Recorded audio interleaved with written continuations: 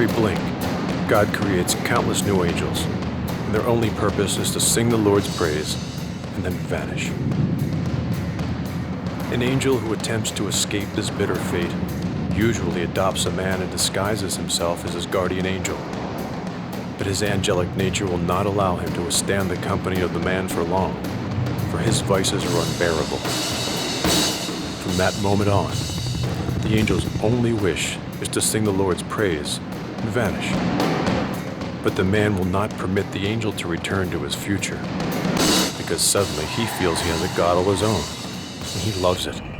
As a matter of fact, he loves it so much, he will fight the angel with all his might, and will detain him first with pleas, and then with cunning, and finally by force.